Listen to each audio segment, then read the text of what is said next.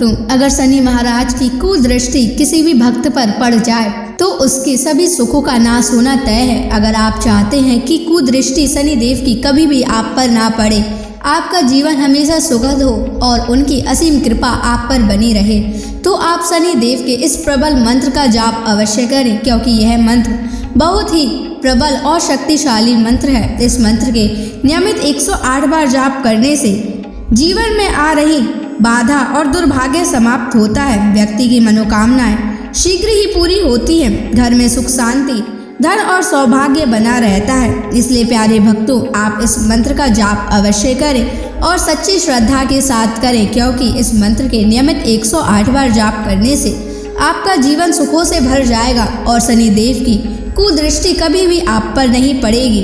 इसलिए प्यारे भक्तों, इस मंत्र का जाप अवश्य करें। और अगर आप इस मंत्र का जाप नहीं कर पा रहे हैं तो आप इस वीडियो को अपने मोबाइल फोन पर या स्पीकर पर चलाकर नियमित सुनें, ताकि आप शनि देव की असीम कृपा को प्राप्त कर सकें। और अगर आप शनि देव का आशीर्वाद प्राप्त करना चाहते हैं तो इस वीडियो को लाइक और चैनल को सब्सक्राइब जरूर कर दीजिए और कमेंट बॉक्स में शनि महाराज की जय अवश्य लिख दीजिए। तो चलिए भक्तों, मंत्र का जाप करना प्रारंभ करते हैं। ओम ह्रीं श्रीं शनैश्चराय ऋण विमोचनाय स्वाहा। ओम ह्रीं श्रीं शनैश्चराय ऋण विमोचनाय स्वाहा। ओम ह्रीं श्रीं शनैश्चराय ऋण विमोचनाय स्वाहा। ओम ह्रीं श्रीं शनैश्चराय ऋण विमोचनाय स्वाहा। ओम ह्रीं श्रीं शनैश्चराय ऋण विमोचनाय स्वाहा। ओम ह्रीं श्रीं शनैश्चराय ऋण विमोचनाय स्वाहा। ओम ह्रीं श्रीं शनैश्चराय ऋण विमोचनाय स्वाहा। ओम ह्रीं श्रीं शनैश्चराय ऋण विमोचनाय स्वाहा। ओम ह्रीं श्रीं शनैश्चराय ऋण विमोचनाय स्वाहा। ओम ह्रीं श्रीं शनैश्चराय ऋण विमोचनाय स्वाहा। ओम ह्रीं श्रीं शनैश्चराय ऋण विमोचनाय स्वाहा। ओम ह्रीं श्रीं शनैश्चराय ऋण विमोचनाय स्वाहा। ओम ह्रीं श्रीं शनैश्चराय ऋण विमोचनाय विमोचनाय स्वाहा। ॐ ह्रीं श्रीं शनैश्चराय ऋणविमोचनाय स्वाहा। ॐ ह्रीं श्रीं शनैश्चराय ऋणविमोचनाय स्वाहा। ॐ ह्रीं श्रीं शनैश्चराय ऋणविमोचनाय स्वाहा। ॐ ह्रीं श्रीं शनैश्चराय ऋणविमोचनाय स्वाहा। ॐ ह्रीं श्रीं शनैश्चराय ऋणविमोचनाय स्वाहा। ॐ ह्रीं श्रीं शनैश्चराय ऋणविमोचनाय स्वाहा। ॐ ह्रीं श्रीं शनैश्चराय ऋणविमोचनाय स्वाहा। ॐ ह्रीं श्रीं शनैश्चराय ऋणविमोचनाय स्वाहा। ॐ ह्रीं श्रीं शनैश्चराय ऋणविमोचनाय स्वाहा। ॐ ह्रीं श्रीं शनैश्चराय ऋणविमोचनाय स्वाहा। ॐ ह्रीं श्रीं शनैश्चराय ऋणविमोचनाय स्वाहा। ॐ ह्रीं श्रीं शनैश्चराय ऋणविमोचनाय स्वाहा। ॐ ह्रीं श्रीं शनैश्चराय ऋणविमोचनाय स्वाहा। ॐ ह्रीं श्रीं शनैश्चराय ऋणविमोचनाय स्वाहा। ॐ ह्रीं श्रीं शनैश्चराय ऋणविमोचनाय स्वाहा। ॐ ह्रीं श्रीं शनैश्चराय ऋणविमोचनाय स्वाहा। ॐ ह्रीं श्रीं शनैश्चराय ऋणविमोचनाय स्वाहा। ॐ ह्रीं श्रीं शनैश्चराय शनैश्चराय ऋणविमोचनाय स्वाहा। ॐ ह्रीं श्रीं शनैश्चराय ऋणविमोचनाय स्वाहा।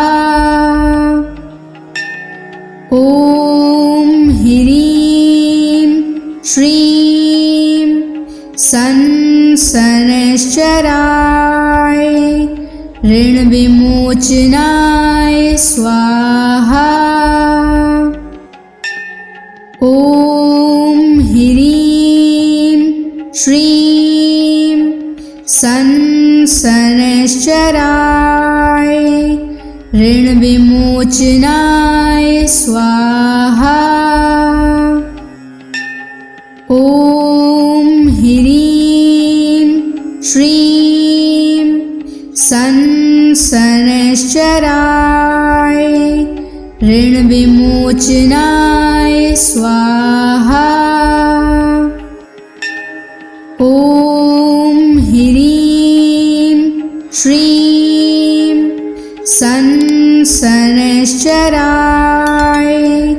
ऋणविमोचनाय स्वाहा।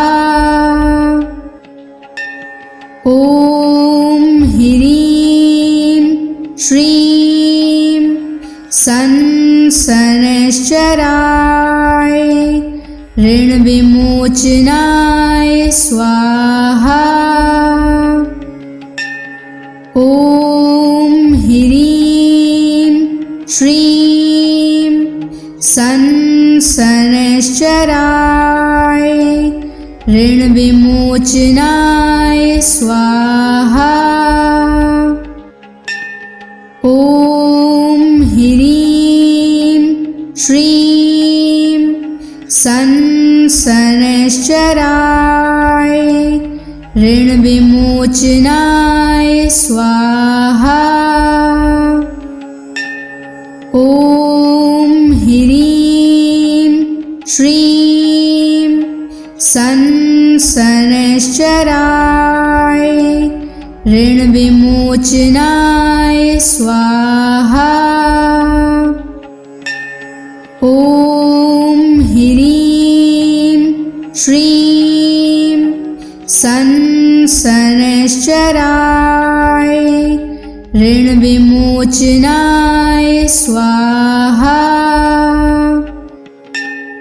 ॐ ह्रीं श्रीं शनैश्चराय ऋणविमोचनाय स्वाहा। ॐ ह्रीं श्रीं शनैश्चराय ऋणविमोचनाय स्वाहा। ॐ ह्रीं श्रीं शनैश्चराय ऋणविमोचनाय स्वाहा।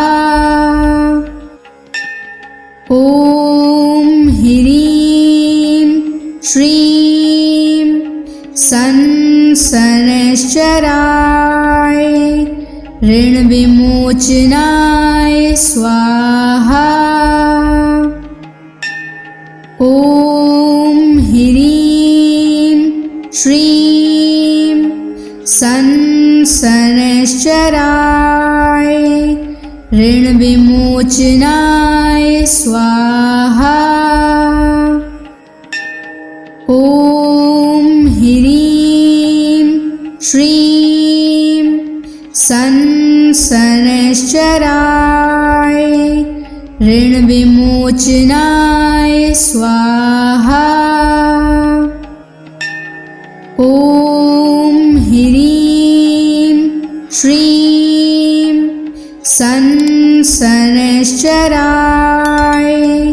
ऋणविमोचनाय स्वाहा। ॐ ह्रीं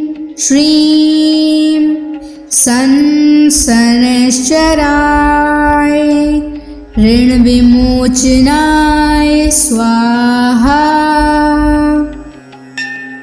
ॐ ह्रीं श्रीं शनैश्चराय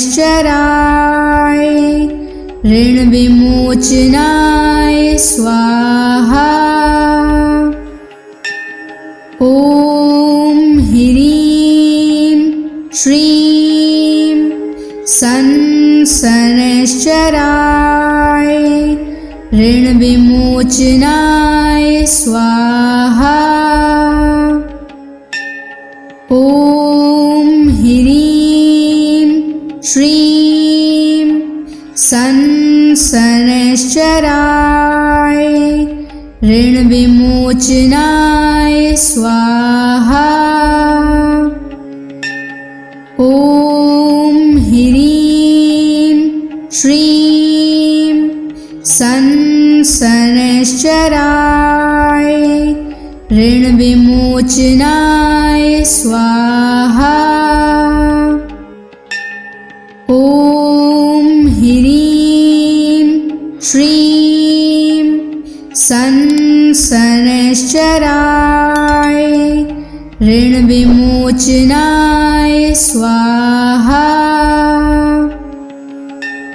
ॐ ह्रीं श्रीं शनैश्चराय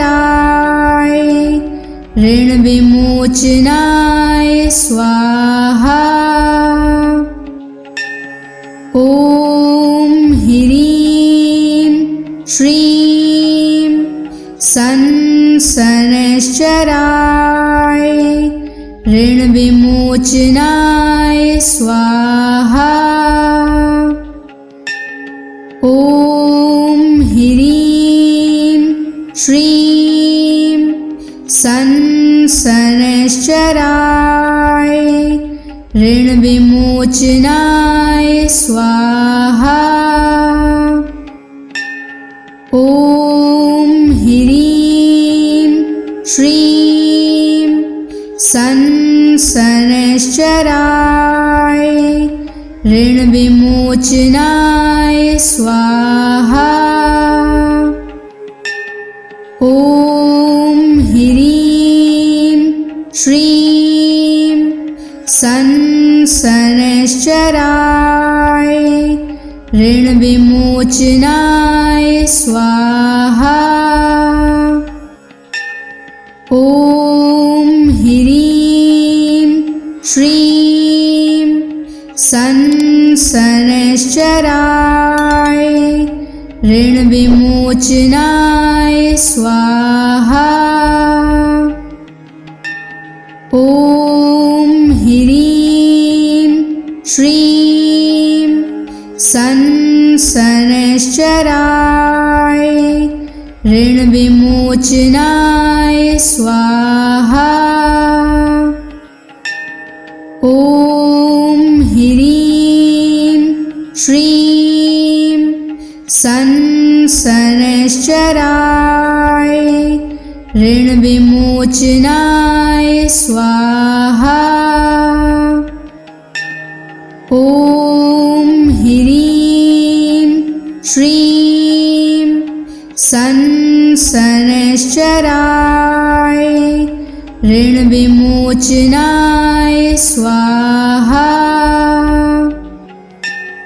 ॐ ह्रीं श्रीं शनैश्चराय ऋण विमोचनाय स्वाहा। ॐ ह्रीं श्रीं शनैश्चराय ऋण विमोचनाय स्वाहा। ॐ ह्रीं श्रीं शनैश्चराय ऋण विमोचनाय स्वाहा। ॐ ह्रीं श्रीं संसनश्चराय ऋणविमोचनाय स्वाहा। ॐ ह्रीं श्रीं संसनश्चराय ऋणविमोचनाय स्वाहा। ॐ ह्रीं श्रीं संसनश्चराय ऋणविमोचनाय स्वाहा। ॐ ह्रीं श्रीं संसनश्चराय ऋणविमोचनाय स्वाहा। ॐ ह्रीं श्रीं संसनश्चराय ऋणविमोचनाय स्वाहा। ॐ ह्रीं श्रीं संसनश्चराय ऋणविमोचनाय स्वाहा। ॐ ह्रीं श्रीं संसनश्चराय ऋणविमोचनाय स्वाहा। ॐ ह्रीं श्रीं संसनश्चराय ऋणविमोचनाय स्वाहा। ॐ ह्रीं श्रीं संसनश्चराय ऋणविमोचनाय स्वाहा। ॐ ह्रीं श्रीं संसनश्चराय ऋणविमोचनाय स्वाहा। ॐ ह्रीं श्रीं संसनश्चराय ऋणविमोचनाय स्वाहा। ॐ ह्रीं श्रीं संसनश्चराय ऋणविमोचनाय स्वाहा। ॐ ह्रीं श्रीं संसनश्चराय ऋणविमोचनाय स्वाहा। ॐ ह्रीं श्रीं संसनश्चराय ऋणविमोचनाय स्वाहा। ॐ ह्रीं श्रीं संसनश्चराय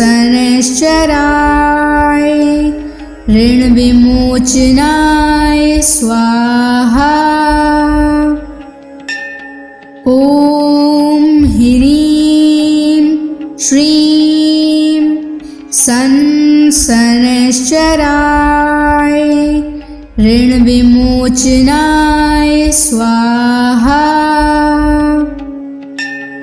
ॐ ह्रीं श्रीं संसनश्चराय ऋणविमोचनाय स्वाहा।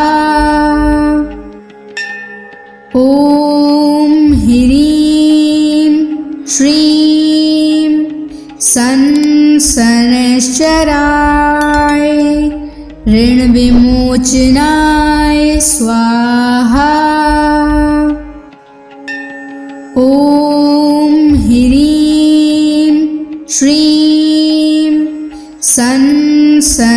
शनैश्चराय ऋणविमोचनाय स्वाहा। ॐ ह्रीं श्रीं शनैश्चराय ऋणविमोचनाय स्वाहा। ॐ ह्रीं श्रीं शनैश्चराय ऋणविमोचनाय स्वाहा। ॐ ह्रीं श्रीं शनैश्चराय ऋणविमोचनाय स्वाहा। ॐ ह्रीं श्रीं शनैश्चराय ऋणविमोचनाय स्वाहा। ॐ ह्रीं श्रीं शनैश्चराय ऋणविमोचनाय स्वाहा। ॐ ह्रीं श्रीं शनैश्चराय ऋणविमोचनाय स्वाहा।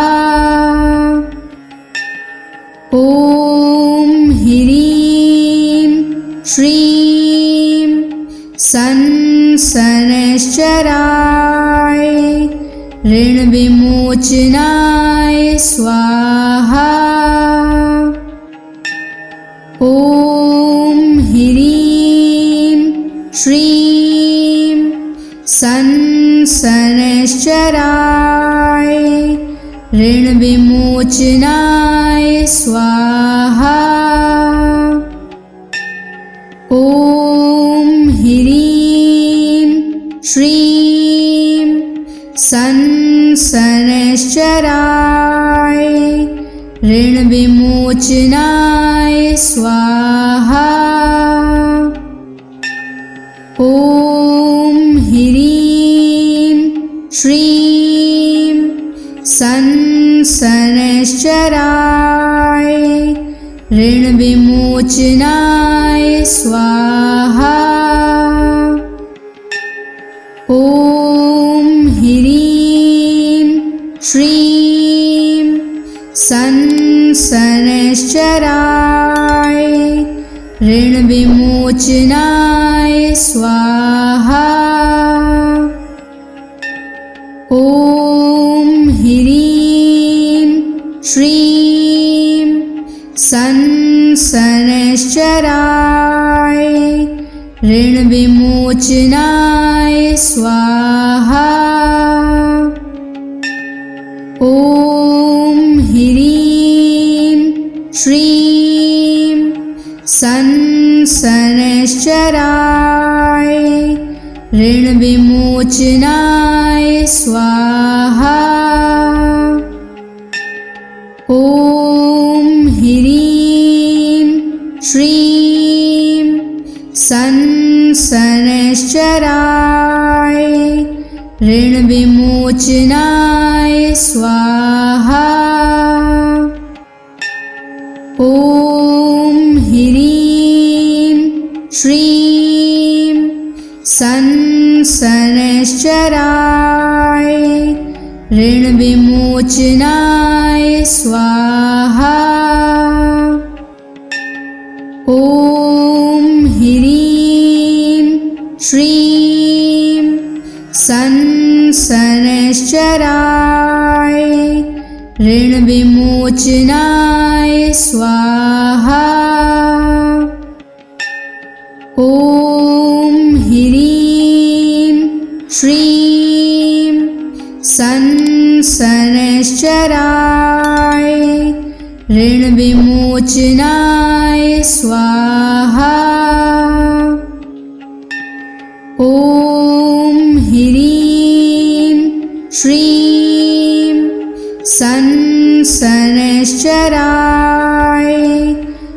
ऋणविमोचनाय स्वाहा।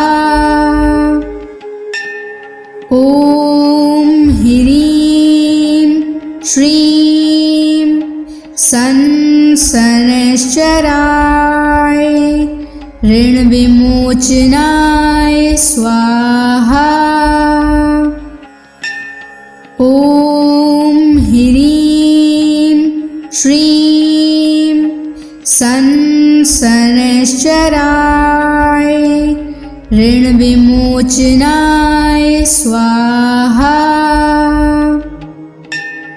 ॐ ह्रीं श्रीं संसनश्चराय ऋणविमोचनाय स्वाहा। ॐ ह्रीं श्रीं संसनश्चराय ऋणविमोचनाय स्वाहा। ॐ ह्रीं श्रीं संसनश्चराय ऋणविमोचनाय स्वाहा। ॐ ह्रीं श्रीं संसनश्चराय ऋणविमोचनाय स्वाहा। ॐ ह्रीं श्रीं संसनश्चराय ऋणविमोचनाय स्वाहा। ॐ ह्रीं श्रीं संसनश्चराय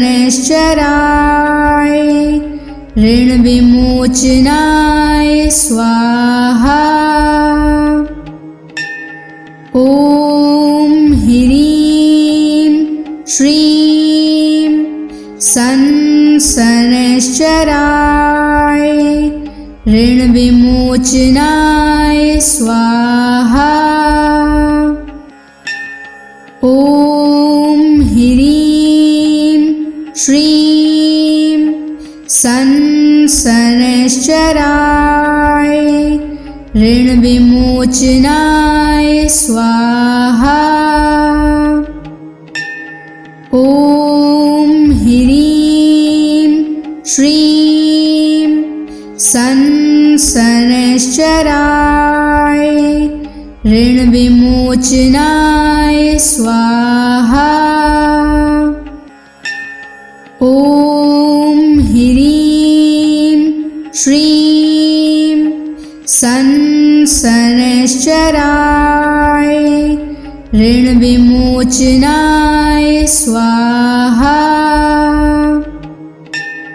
ॐ ह्रीं श्रीं संसनश्चराय ऋणविमोचनाय स्वाहा। ॐ ह्रीं श्रीं संसनश्चराय ऋणविमोचनाय स्वाहा। ॐ ह्रीं श्रीं संसनश्चराय ऋणविमोचनाय स्वाहा। ॐ ह्रीं श्रीं संसनश्चराय ऋणविमोचनाय स्वाहा। ॐ ह्रीं श्रीं संसनश्चराय ऋणविमोचनाय स्वाहा। ॐ ह्रीं श्रीं संसनश्चराय शनैश्चराय ऋणविमोचनाय स्वाहा। ॐ ह्रीं श्रीं शनैश्चराय ऋणविमोचनाय स्वाहा। ॐ ह्रीं श्रीं शनैश्चराय ऋणविमोचनाय स्वाहा। ॐ ह्रीं श्रीं शनैश्चराय ऋणविमोचनाय स्वाहा।